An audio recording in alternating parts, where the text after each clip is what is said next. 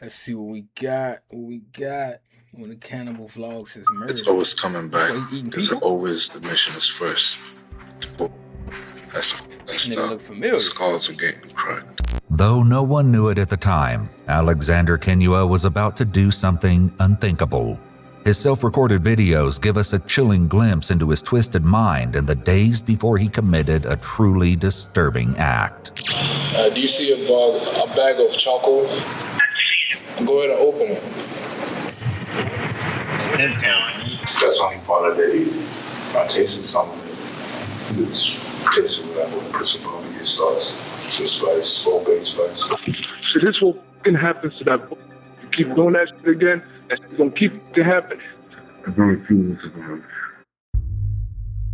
On the morning of May 25th, 2012, 37-year-old Kujo Bonsafo Agye Kodye, an international student from Ghana, went out for a morning jog and never came home. Kujo has spent the last 6 months living with the family of one of his friends, Dr. Anthony Kenua, a physics lecturer at Morgan State University. And when Kujo failed to return home that evening, the family grew concerned. That concern evolved into outright fear when the family discovered that Kujo's wallet, ID, and phone were still in the basement. Even if Kujo had decided to go out somewhere without telling the family, there was no chance he would have left these items behind. Feeling that something was wrong, the Kenuas called the police. They had no idea just how wrong things were. Although the police responded immediately to the report and sent detectives over to interview the Kenua family and search the property, nothing of note was found, apart from a dead fox in a container behind the Kenua's home. This curious finding will later prove integral in the most sickening way. Eventually, cadaver dogs are brought in to go over the wooded area behind the Kenua's home, but they find nothing. The only thing of note uncovered is the fact that red pepper flakes have been sprinkled on the ground in the house, specifically in the basement. This is another detail that will prove crucial later. It seemed like the case was rapidly getting cold, but an unexpected discovery was about to change everything. 4 days after Kujo's disappearance, Jared Kenua, the youngest boy in the family, was down in the basement when he found something that made his blood run cold. After confronting his older brother Alex about it, Jared told the rest of the family what he'd found, and the police were once again quickly called to the scene. In an interview with detectives, Jared revealed the nightmare he found in the basement.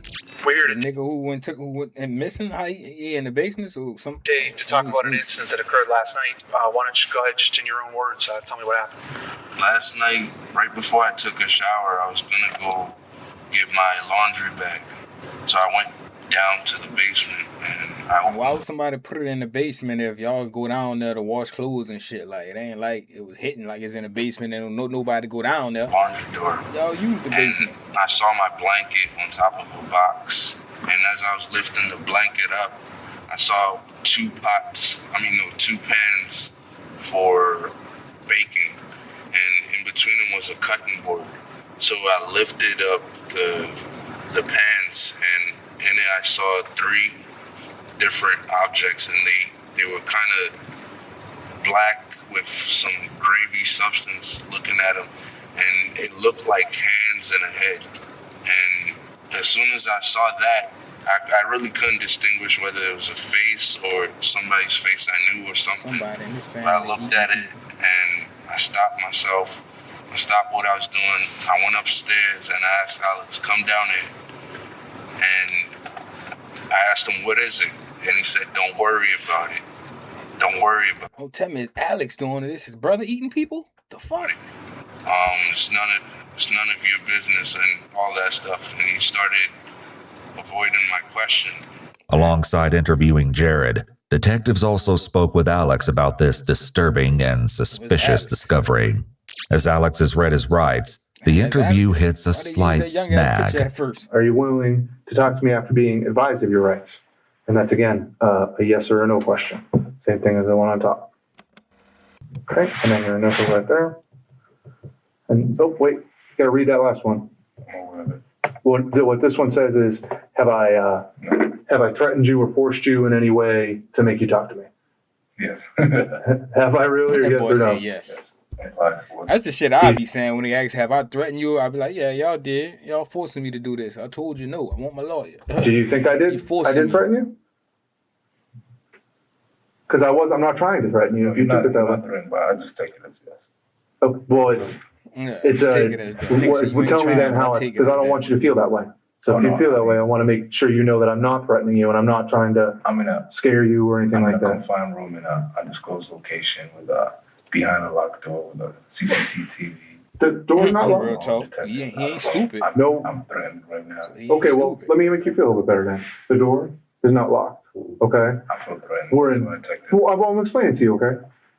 We're not in an undisclosed location. We're in Forest Hill. It's about 20 minutes from where you live.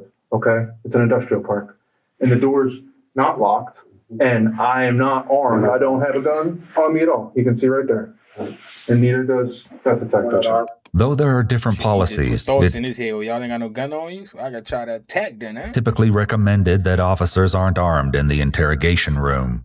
It helps calm the person being that, and if something was to happen and y'all go to rustling in this small ass room, it's a chance he could grab your shit. interviewed grab your gun. and prevents them from saying they were threatened or they were scared because the officer was armed. As well, officers don't want to wear a gun in order to lower the chance that someone takes it from them. I was saying that. Your mind's a weapon, so. Well, I can't take my mind away. But there's no guns in here. No one wants to threaten you. Okay, so you understand I'm not trying to threaten you. Right. Okay. I'll sign it. Okay. Less than 10 minutes into the interview, and Alex is already handling this differently than most people in this situation would. But is this strange behavior an indication that he knows something about Cujo's disappearance? Can you tell me what happened tonight? Yes, last week I collected a jackal or fox. It was like roadkill. And usually I trap animals. That's what sometimes I can catch, sometimes a jackal. But this morning I saw it's like a wild dog. I can give you a description for a wild dog. It's not wild dog, it's like a coyote type. Like they have fur on it. Maybe it had like less than an inch of fur. But my cat was outside and I just happened to be upstairs looking outside and I seen a coyote. So I figured, you know what? I remember catching that fox that was roadkill. So I figured let me gut it up and try and catch it. Alex continues to ramble about the wild dog for several minutes, derailing the conversation and giving the officers a lot of seemingly useless information. But there's actually a sneaky reason he's done this. You realize what your brother thought, though, right? Or thinks. He thinks that it's pieces of Cujo is what he thought. Oh my goodness. Did you realize he thought that? Or you didn't realize so I just said so? He said that he saw it was something that was blackened and like he couldn't really describe it, and he said he wasn't sure. And he mentioned it to my father and mother. Okay. Nothing about no human skull. Human what now? Skull. Like human parts or anything. Because he said there was a head, and I said there's a jackal. So you just threw in that human skull part. They ain't said nothing about that yet. They said he thought it was old boy who was missing. They ain't said nothing about a human skull till you just said that. Right there. The coyote forks and the paws and the inside. I couldn't bring the intestines in because they're already eaten. Right. So just parts of it. And besides, I wanted to skin it, try to make like a dream catcher. Were they parts of Cujo? No. The dogs that came out today, they were searching and everything. I'm sure they'll pick the scent, Alex is incredibly confident when he uses the cadaver dogs to assert his innocence. But why is he so sure the dogs won't pick up a scent in the basement? One obvious explanation actually has to do with the red pepper flakes that were found scattered throughout the floor of the basement. It's a commonly believed yet disproven myth that red pepper flakes can fool cadaver dogs into not smelling human remains. What they can do is potentially burn the dog's nose, but this would still not prevent them from indicating remains if there were any. However, as will later be uncovered, there is a far more sickening reason that the dog so that shit probably in his search history. Dogs didn't pick up on anything in the Kinua home. Still, it's entirely possible Alex believed the myth about red pepper, especially given some of his self-recorded videos. Now the question is about planning the unthinkable, because now how are the new powers going to use nuclear, biological, and chemical weapons? Sooner or later. You, just you, building your app on base 44. Describe it. The countryside is going to be torn in battlefields. It already is in battlefields. It's slowly erupting. Remind me of Nobody is safe, no matter where you are. It could be even in your own room. It could be even in your own school. Somebody. It could be Remind me of somebody on the scene on Why the show or would something. your brother think there were human parts? Because he's been around animals. He said you guys used to cut up animals back on the farm or something like that. We've cut up goats not far from here no more. But he seems to think that what he saw tonight were human parts as opposed to animal. Well, I showed him the carcass that I actually had, so. He's just confused, you think? I don't say he's confused, he's very smart. Alex quickly steals a glance at the detectives after saying this, potentially trying to measure their reaction to his self-contradictory response. With Alex adamantly sticking to his story about the cut-up animal parts, detectives decide to switch gears. You know where Cujo's at? After he mentioned his case, because I remember several years ago, he had a charge. I think it was something on I don't know the details specific. That's the only details I don't know of this case, and he never spoke about it even when he went to immigration. Alex's rambling can also be seen many times throughout his strange and disturbing vlogs. The sun in the sky. The sun is very powerful.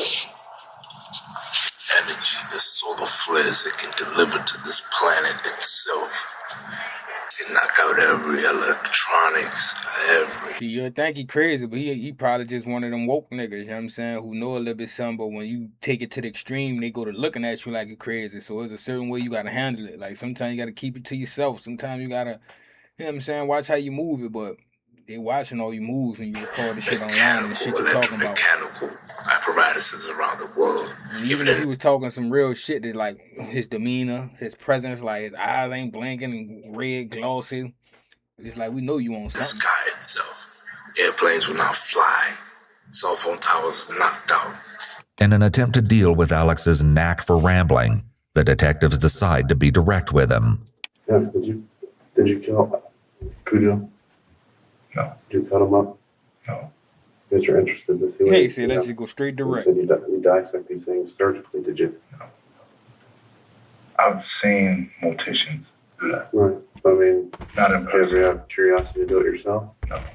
My curiosity does not extend that far. I've been exposed to body parts at an early age. I've seen people's brains blown out. I've seen people dead and everything. Where is that? You know about shockumentaries? Oh.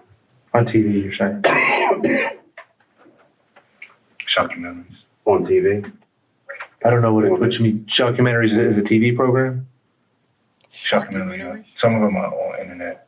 Sensing that they're not going to get anything useful from Alex, detectives end the interview and conduct a search of the Kinua home, completely unaware of the horror they were about to walk into. In the basement, officers And if he been keeping body parts and shit in the basement, how the family ain't smelling? retrieved the charred aluminum roasting pans that had allegedly had human remains in them. Not far from the pans were what appeared to be clippings of short, dark hair that had been wrapped in a paper towel and thrown in a wastebasket. In the laundry room, they find a roasting bag that could usually be used for poultry, scarred by the same charred residue seen on the pan and treated with an oily cleaner. In the room, they also found a camo t-shirt with what appeared to be bloodstains down the front. But this is only the beginning of the disturbing discoveries. Alex's bedroom is locked with a deadbolt and marked with a wooden sign reading, "Either some greater force of terror than death must be devised, or death will not be enough for coercion." See, they should have knew right there. See, shit like that, that's past the signs of being woke. That's when you're doing too much and going above and beyond, and yeah, they gonna think you're crazy, and you are crazy, but you know. Observe the sunlight. I don't know. The shadows. The shadow. Call me Shadow Man. In Alex's bedroom, officers find the shockumentaries he mentioned, as well as multiple leather whips, a large hunting knife, and 2 machetes. These discoveries are overshadowed by what the officers find next. On the underside of Alex's mattress is a massive bloodstain, one so large that officers immediately theorize that whoever the blood belongs to is almost certainly dead.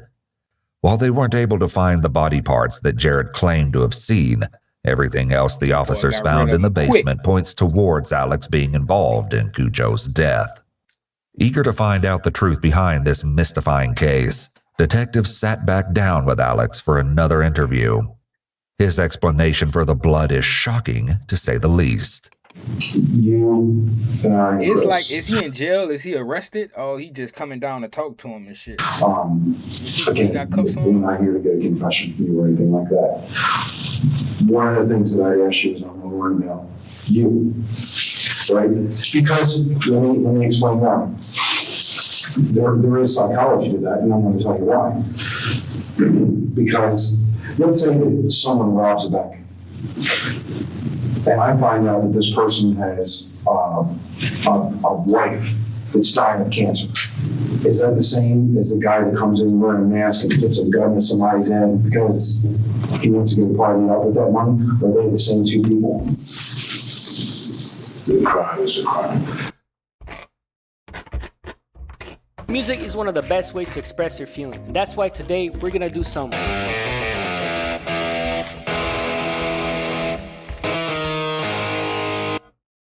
Already, this detective appears to be taking a more strategic approach than the previous detectives, setting the stage for a conversation that will make Alex actually want to confess. One way he does this is by quickly introducing the idea that committing a crime does not make someone evil, and that certain people may commit crimes for reasons that are morally justified. The officer doesn't believe this, but is saying it to try to get Alex to admit to something. Unlike in his last interview, however, the detectives are ready for his rambling. Do you know what forensic science is all about? I don't believe what TV says too much about it. However, I'm aware that it's right. I don't believe what TV says too much. It's an art and it's for science. Mm-hmm. Do you believe that deoxyribonucleic acid is an indicator to identify who an individual is? It can play because you have the X and Y chromosomes, and you can also identify, the genome sequence from it. You can extract it. So you can tell the difference between the blood of a fox and the blood of a human being? Yes. What do you think the blood on your mattress showed? That's a blood from period. From period? Yeah, a woman's period. And what woman would that be? Oh, she doesn't stay anymore. What about the blood that was in the box? The box. That's a fox blood then. What if I told you that it wasn't? What if I told you that that was human blood? Then I have to show you exactly. Was it dried up or especially? It was a little bit of both.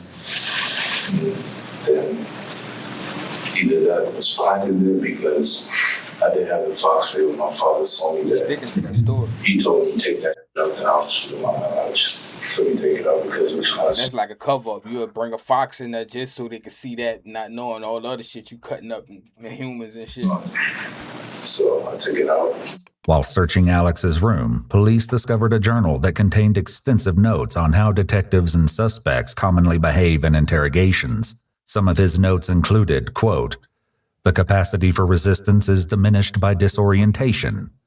The end of an interrogation should be planned before questioning starts. The kinds of questions asked, the methods employed, and even the goals sought may be shaped by what will happen when the end is reached. The poorest interrogations are those that trail off into an inconclusive nothingness. The successful interrogation of a strongly resistant source ordinarily involves two key processes: the calculated regression of the interrogatee and the progression of an acceptable rationalization. If these two steps have been taken, it becomes very important to clinch the new tractability by means of conversion. In other words, a subject who has finally divulged the information sought, and who is given a reason for divulging which saves his self-esteem, his conscience, or both, will often be in a mood to take the final step of accepting the interrogator's values." His journal could explain in part why Alex keeps derailing the officer's questions. So, would you say, was Cujo a violent person? He had a tendency, I wouldn't necessarily say to be violent, but you can speak to every witness or even people who even. Now he's flipping it early. He's saying, well, dude used to be violent, da. So when it come out later, yeah, I killed him because he was violent, or he did this in self-defense. But you know what I'm speaking to you because you knew him very well. No, I did not. No, I did not. I knew of him. I did not know him well. He never shared with me personal information about his life up until he got incarcerated. After then, he stopped talking. He came out much more like something different. In 2007, 5 years earlier, Cujo was accused of assaulting a female graduate student at Morgan State University, the same school Alex currently attends, and trying to scare her into dating him by obtaining her social security number and phone number. How do y'all be thinking that shit gonna work? How you gonna scare somebody into dating you? Then they gonna be dating you out of fear and nah. Cujo wasn't only expelled from the school, but he was found This a grown-ass man talking about he currently attend to still be going there. What the hell? Guilty of a fourth-degree offense, stalking, harassment, and sentenced to 18 months in prison. Toward the end of his sentence, Cujo's visa was revoked and he was sent to a federal facility in Texas. Dr. Kenua, Alex's father, helped Cujo find legal representation. After his release, Cujo moved in with the Kenuas. Although Alex is stating that he doesn't know if Cujo is violent, that's not quite true. He referenced Cujo's case in the previous interview, and even went so far as to say that Cujo talked to the Kenuas about it. You know where Cujo's at? After he mentioned his case, because I remember several years ago, he had a charge. He mentioned something to my brother about the woman who got him in trouble, something like that. Alex seems to be downplaying Cujo's dark past, and it could be because he has an unsavory past of his own.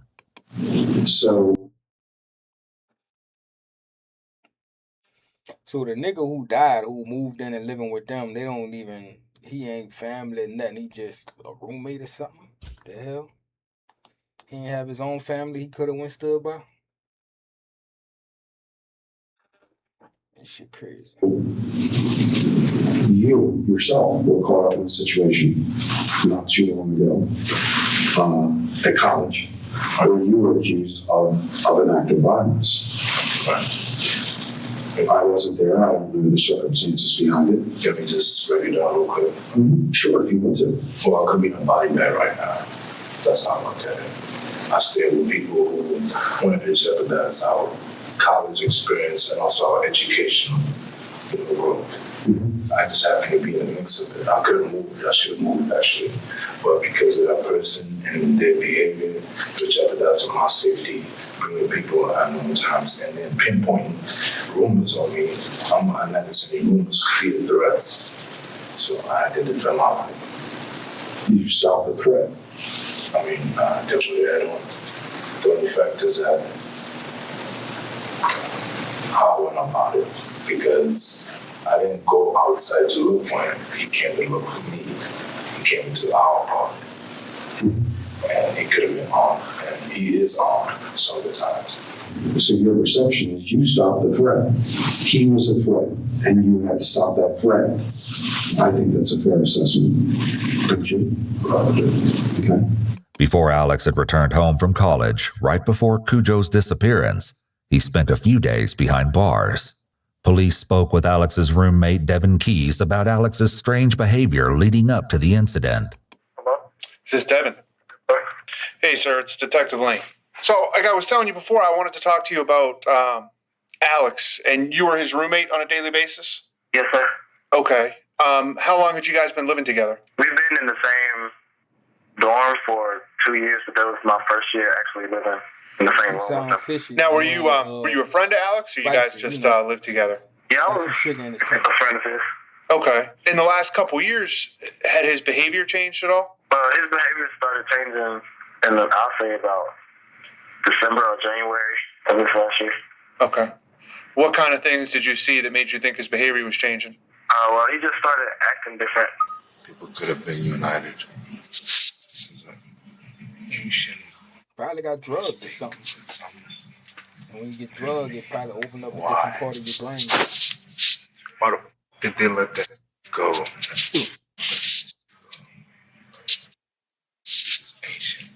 Did you ever see him have a skeleton hand? Not a real skeleton, but like a medical skeleton type of thing. Yeah, he had one of those. He had one of those. Now, when did he start carrying that around?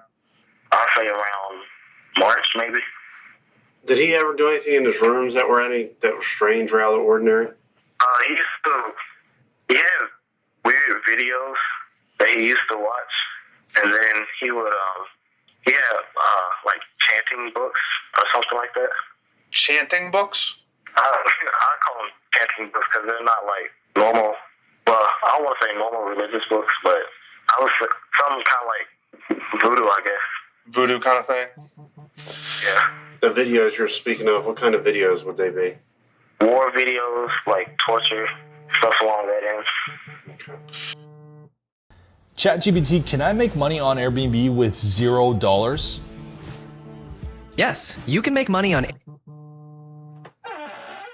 Other people who knew Alex also noticed a change in his behavior. Alongside carrying a medical skeleton around, Alex started going by the nickname Mufasa.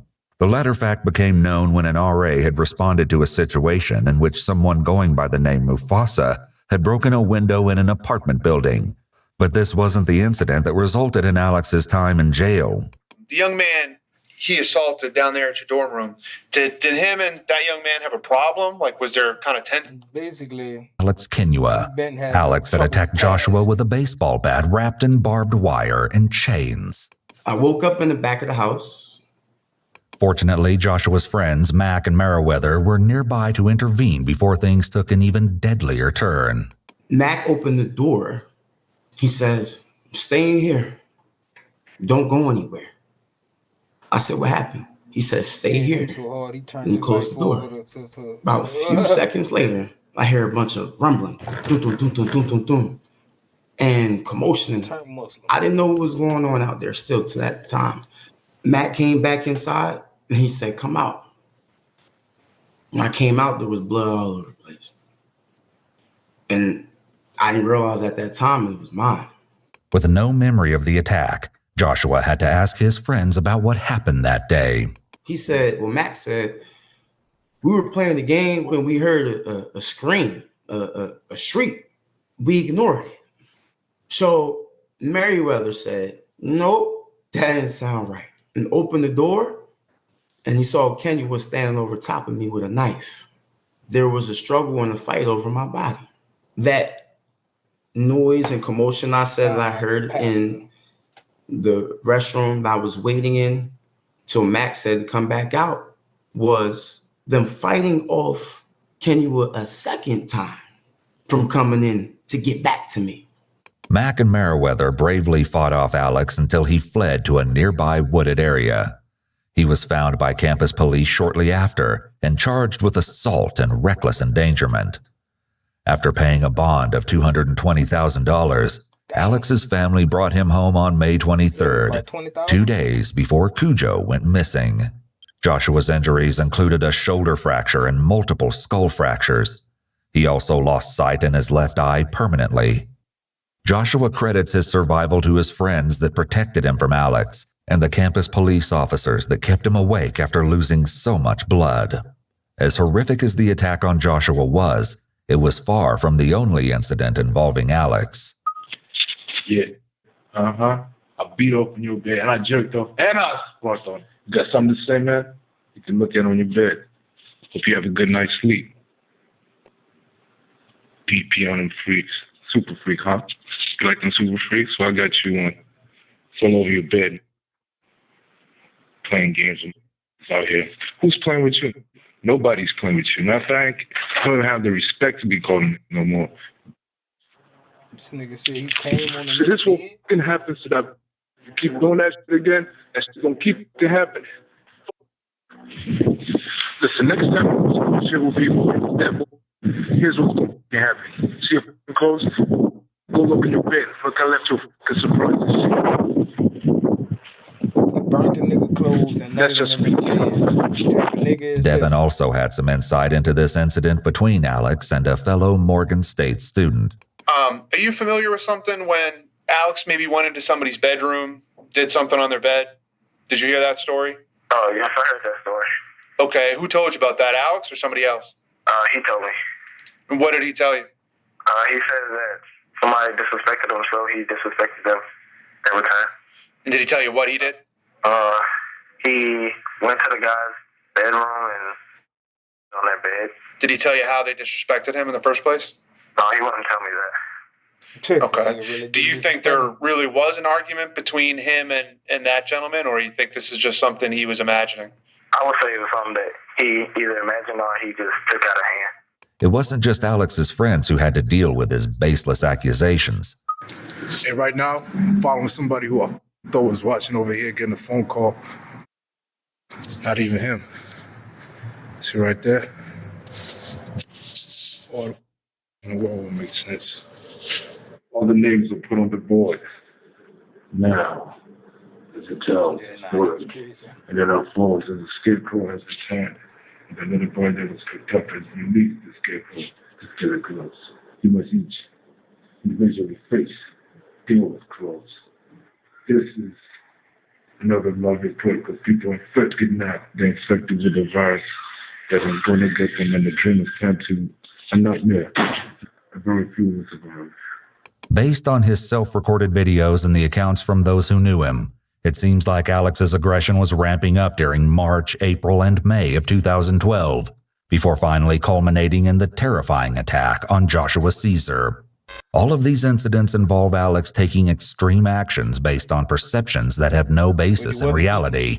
Realizing that this could be a possible motivation for Alex to have killed Cujo, the detectives dive into trying to uncover the truth behind Cujo's disappearance. Nothing can prepare them for what Alex eventually reveals. The issue of Morgan State, that guy, you perceived him to be a threat. It's not. And you perceived him to be a threat. And then I asked you if Cujo was a threat, and you initially, like, no, like, I don't really even know.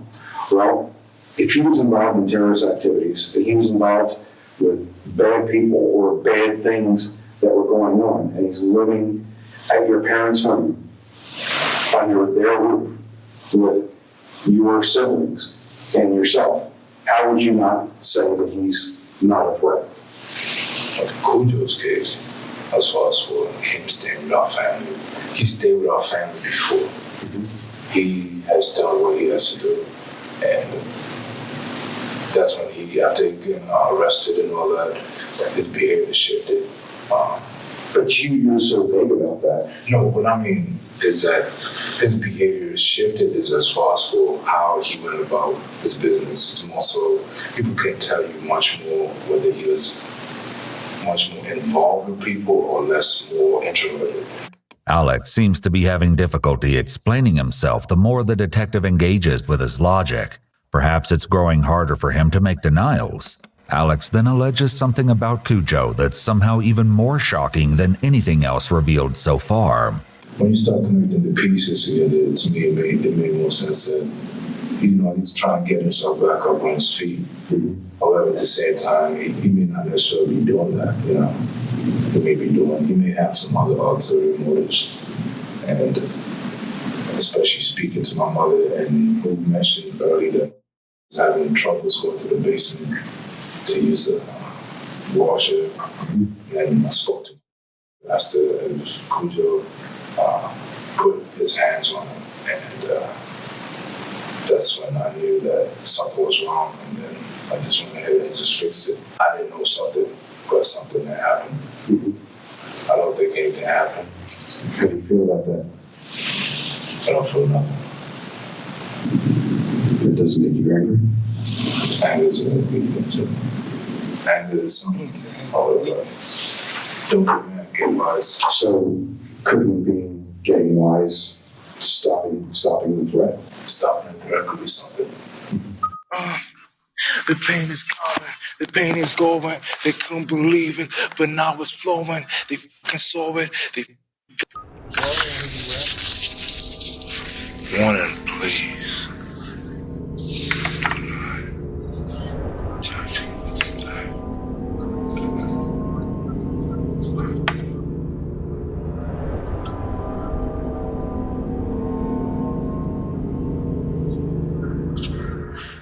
Tell me what it was that put it over the top where you said, this is it. I asked Scooter put his hands on me. Never saw a nigga write a whole note. I dreamed about it. Like blood So- tripping. I ain't never seen it like that before. Was this something that you planned, or was it experiment when you confronted him? I didn't confront him. I told him already that night.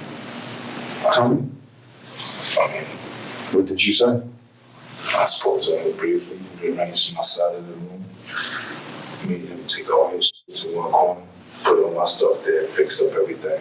And I just asked him some brief questions because he started working out and all that, trying to do his muscles and all that. I was like, I don't fight, especially people come to my family. I do something else. Tell me, Alex, tell me what you did. I mean, this confession. Yeah. So how did you kill him? I won't say I killed him. Now, Tell me asking you that, though. so basically, I spoke to him, and that was it. And then what did you do? After speaking to him, Did you hit him with a hatchet? Did you hit him with a pipe? I won't go into detail. Life is terrible. But it could be even more terrible. My family, I could be burning my family right now. With this proclamation, Alex has fully admitted that he believes he killed Cujo in order to protect his family. I don't know the truth. So again, you're a logical, well-thought man, right? Who was there when you took his life? Just you and him? Because he can't talk. Just as the detectives start to make progress, things take a turn for the bizarre. I talk to dead people. Well, right now, I'm not interested in talking to anyone down. I'm only interested in one person, and that's Alex. That's my only interest. Whether or not Alex genuinely believes that he can somehow communicate with the dead, the phrasing and tone of his retort, as well as the fact that he's bringing this up unprompted in a serious murder investigation, arguably betrays his intent to be defiant. He doesn't want to roll over just yet. Detectives have to once again do their best to get him on track. But clearly, you perceive Cujo as a threat to your family. There was a point in time where a decision is made by you that this has got to stop. This is going to end right here. Here's two things I don't know. Is it something that was a spontaneous because of something that he did? Or is this something that you said, this is how I'm going to fix this problem? It wasn't spontaneous. I look at it as Cujo, when he started doing the things he did, started moving from house to house, and I knew that something was up. And his personality, just based on his character analysis that I was conducting, I was like, something's about to go. And I need to visit my family. But period, he got it up. And I just played some music and went to work. I know what you mean by you went to work, but I need you to explain to me how you went to work. I'll give you that with a cigarette and a tape recorder. After hours of grueling investigation and interrogations, Alex is finally willing to give up the details of this crime. However, no one was prepared for They usually always break at the end. That's the crazy part. Did good a whole 2 hours and then break at the end. depths of his depravity, nor the stomach-churning reality of what happened to Cujo Codier. It seems the officers take Alex outside for a cigarette and continue recording the audio of his disturbing confession. Where did Cujo want to go? You're not going to find this one. Can you tell me? I can direct you to one. Okay, where is it? It's right under your nose. Not at the police station, I hope. No. Okay, where? Well, one is in my stomach, but is it your what? Nigga said it's right under your nose. Nigga said the police station. I doubt it. Nigga laughed. Nigga said for one, it's in my stomach. Okay, right under your. I can direct you to one. Okay, where is it? It's right under your nose. Not at the police station, I hope. No. Okay, wait. Well, one is in my stomach, but... Is in your what? In your stomach? Go eat some food. Are you hungry? Or are you fasting? Are you starving? Are you marveling? What's going on? You will go eat food and you want to go eat food. You're wrong. Man. What part was that? What part was hot? As startling as this admission is, Alex isn't done with the horrifying reveals. When did that happen? Yesterday. Yesterday? The other body parts, are they, can you give me an idea where they are? You might be able to know. You might find them. Did you put them in the rest of the body? Is it the rest of the body itself? Or you just cut out certain parts? Or? It's dissected. That's dissected? So I mean, what charges am I facing right now? I mean, I'm already facing 30 years. So, what charges am I facing? What charges will you be facing? Well, from what you're telling me, you took his life, yes? Okay. So, I'm asking. I know it was rhetorical. I shouldn't have said that. Did you take his life? I mean, he's not in existence. Okay. I could have helped him fake his death. Well, obviously, that would be murder charges. I mean, you're a smart guy. I mean, you know what they're basically going to be. Let me what's over. If you can tell me, are there pieces of Cujo in and around in or around your house? Excuse me. Is that a yes? You looking for his head? Yes. Well, his head is taken care of. Is it in the? How is it taken care of? Can you tell me any more than that? His head is.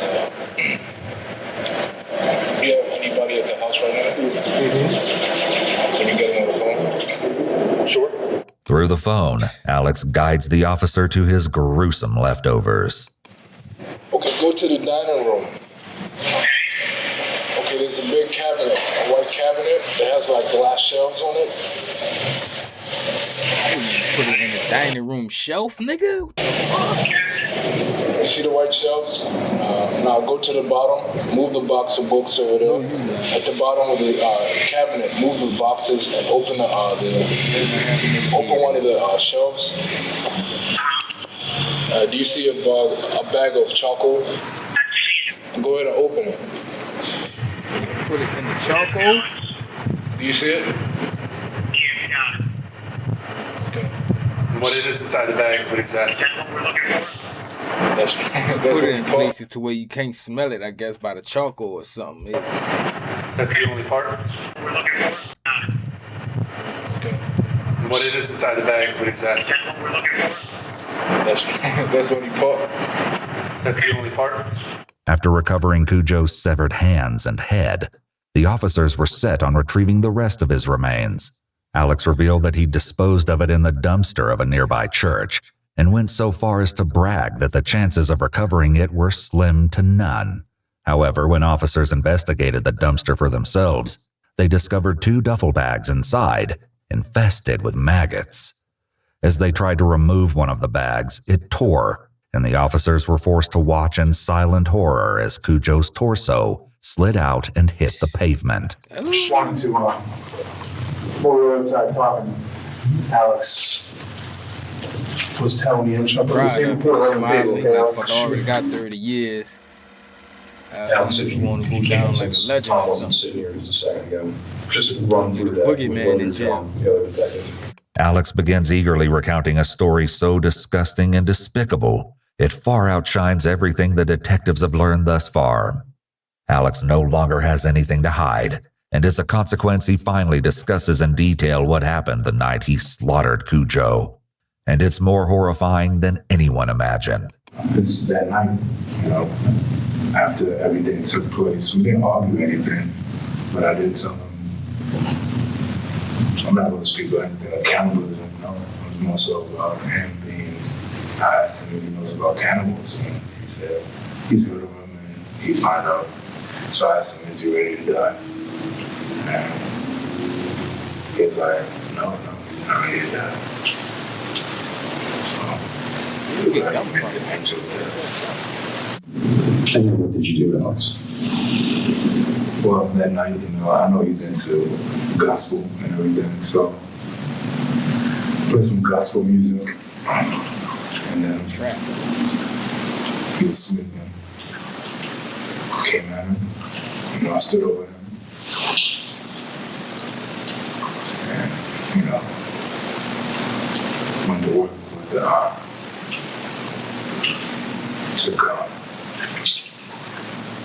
took the axe. Just went to work on his head, and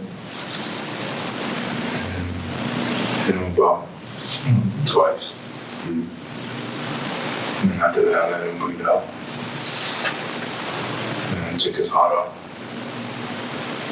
After I took his heart off, got my knife, cut him off. This complete lack of emotion is deeply disturbing. But then again, not quite as disturbing as his choice to play Cujo's favorite music while butchering him. Was he trying to give Cujo a final moment of peace before his execution? Or was he mocking his victim before sending him to his grave? Regardless, this sick preparation must have given Alex time to pause, to reconsider his actions, or even to selfishly consider that his next act would alter the course of his own life for good. But given that he chose to stand over Cujo in these moments, it seems more likely that Alex enjoyed this part of the process as well. He then proceeded to swing the same long-handle axe he used to cut trees into Cujo's face, then cut him up the way he would the animals he trapped in his backyard. How did you get the parts outside? Just walk. Did you put them in anything? Wrapped them up in a bag. And took him where? To the church. Any particular reason down the church? Is there any particular reason that you did that? That's symbolic. There was an issue with your brother. Took him to the church dumpster and said it was symbolic. Ain't that cool? Some things tell me about that. He found what he found. He doesn't know, so. Well, he's smart enough. Like you, he's smart. Not that smart, but he doesn't know the circumstances behind it, because sometimes his judgment calls him. He may not have seen, because when I'm not around, he's the second in charge. And if he can't recognize the threats on his own family, then what is he going to do? What do you think should happen to you for this? Put me insane now. I don't know. Are you insane? No, I'm not. However, the action conducted may look insane towards society. But basically what I do is ancient, right? Of getting rid of scum. And that's the way you look at Cujo. That's ancient justice. Though Alex may be basking in his crime, he seems lucid and afraid of punishment enough to minimize his own sentence by recommending he be remanded to a psychiatric facility. Even with everything he's revealed so far, Alex still had one last sickening detail to share. And again, I'm just trying to understand, this was totally symbolic on your part. You're cooking its head and hands. You removed the sands from his body so that they could not touch anyone anymore. I guess his head disgusted you, and you wanted to deform the head, cook away the hands, eat some of them, and you ate his heart. That's only part of it. And you ate his heart. That's only part of it. I didn't eat his head. I tasted some of it. It's tasted with that put some barbecue sauce. Did you use some barbecue sauce? It's some spice, whole baked spice, the whole baked some sea salt. How do you feel now? Chances is that's not a little bit. As sickening as this reveal is, it also could potentially answer one of the remaining questions. The police brought cadaver dogs to the Kinua home and they did not indicate that there were any human remains. And yet, Alex had butchered and eaten parts of Cujo in the home, and he had a blood-covered mattress in his room. The reason the dogs didn't pick up on the scent could be due to the dog's training and experience, as well as the training and expertise of the handler.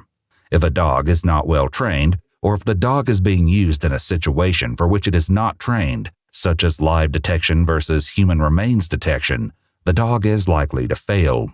It's also important to note that by cooking and seasoning the body parts, much of the scent of the remains was destroyed. Danny did it in the the body upstairs? parts fail. It's also important to note that by cooking and seasoning the body parts, much of the scent of the remains was destroyed. The dogs look for things like skin cells, and cooking would destroy them, potentially throwing off the dog's ability to detect the remains.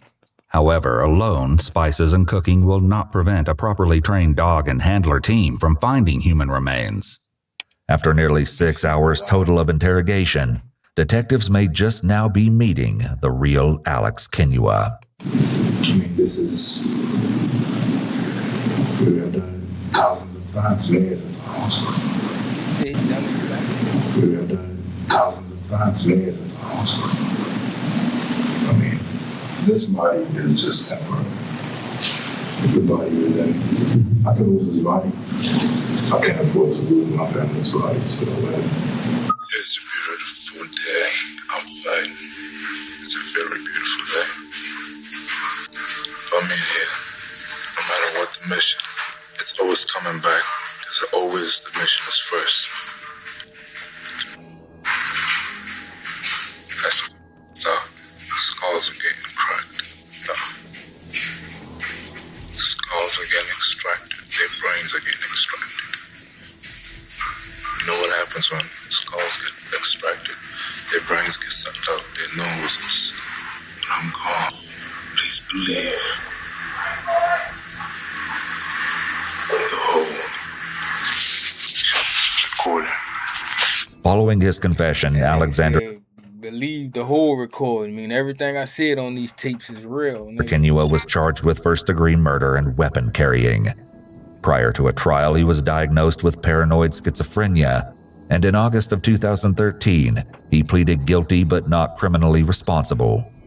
He was then indefinitely remanded to a state psychiatric facility.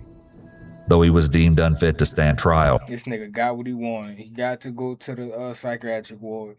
Gave him what he want. Now he ain't got to spend his life in jail. He'll do it in it the is psych possible that he could be deemed competent in the future.